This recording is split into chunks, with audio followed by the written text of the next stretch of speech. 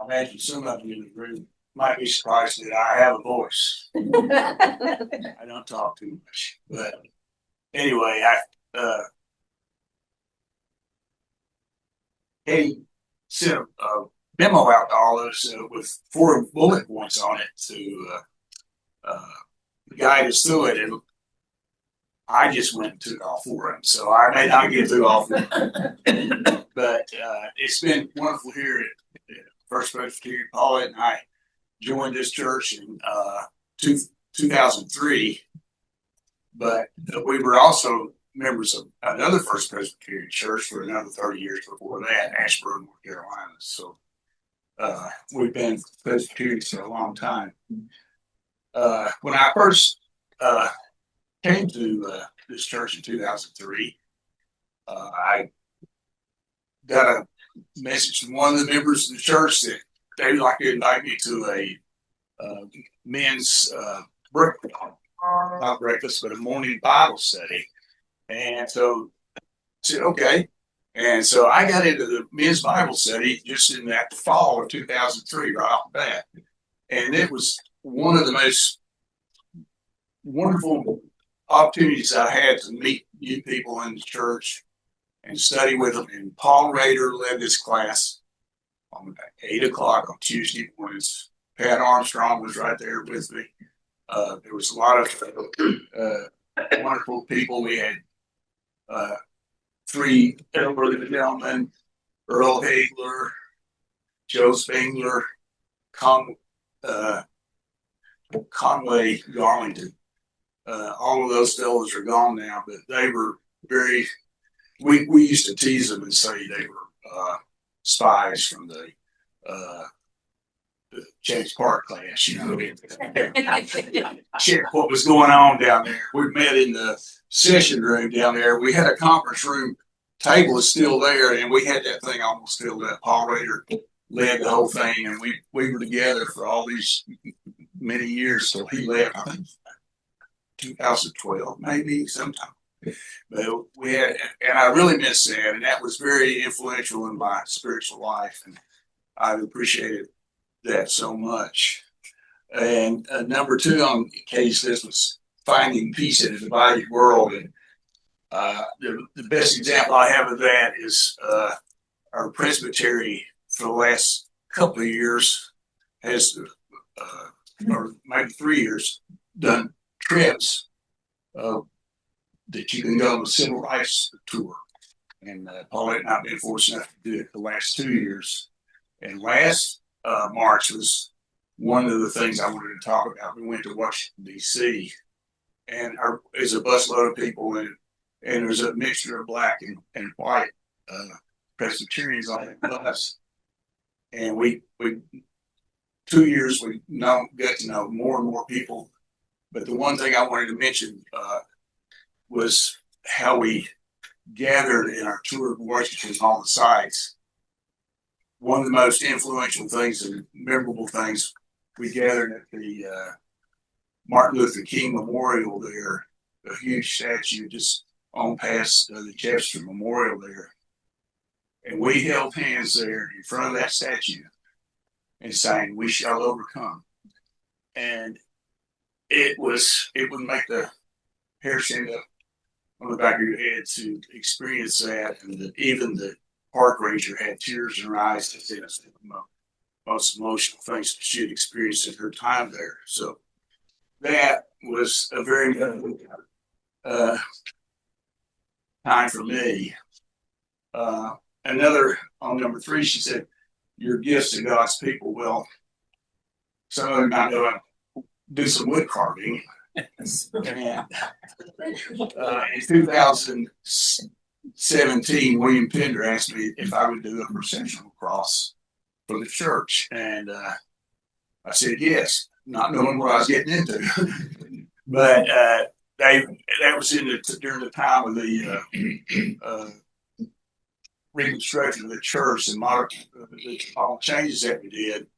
And he wanted a processional cross to use when we did the commemoration service in 2018, which I did. And we had a processional cross. lost, but apparently it was one that we had borrowed and failed to return to second. We wanted to get that right. And I think they were probably calling it in. I think that was about the 200th anniversary of when the two churches split. So maybe they weren't trusting us anymore. So anyway, I did that, and that was very emotional. And I didn't know how to do this. Normally I'm a figure carver, carving human figures and realistic and also folk carvings too. But this was not that, so I had to think about it quite a bit. And anyway, there's one of my figure carvings. But that was very emotional. That Sunday when they came down the aisle and there was that cross in front, I was a little bit nervous too, afraid to fall apart. Especially when they put it in over there on this side. I was afraid it would tip over that first Sunday, especially. And then now that the children do it, it's even a little more frightening. But it works out fine. I really did enjoy the project, and it was just another one of the ways you can. I'm speaking to all of you. Use your talents, to help the church in any way you can. I see photographers here, and they do their things. Everybody has gifts along that way, and I encourage everyone to use them. The fourth thing is the faith beyond our walls, I believe it's. And I was going to tell the story of the history of Family Promise. And that's one of our major things that we do at this church. And that also happened in that very first year when I joined in 2003 in September. I can remember looking at the bulletin. We had just joined in June. I looked at the bulletin that Sunday, and they had a notice in there about a meeting that was going to be held at Central Methodist about a new organization they were trying to form that it was supposed to provide housing for homeless families, not just adults, but families, and they would be housed in the churches. And I thought, I'm newly retired. This is something maybe I'd be interested in doing. I went, and I didn't tell anybody from the church I was going. I didn't know I should. I did go to the meeting, and it was in the fellowship hall underneath the sanctuary at Church Street. And I saw Wendy Neff there. She was surprised to see me. She was our associate pastor at that time.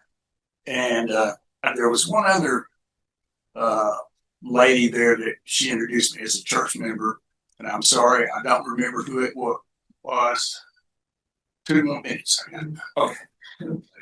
Anyway, I went to that very first meeting. I got assigned to a committee to recruit other churches, and I, of course, got this church to it. I went to the session meeting. All these people in here I didn't know. It's pretty scary. But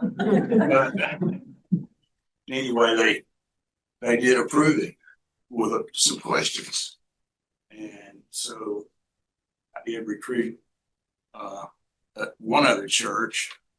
I talked to another church that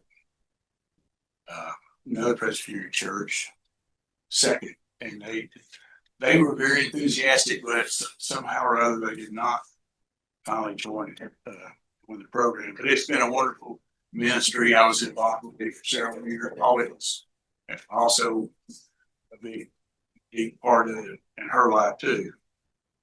But that's pretty much my story.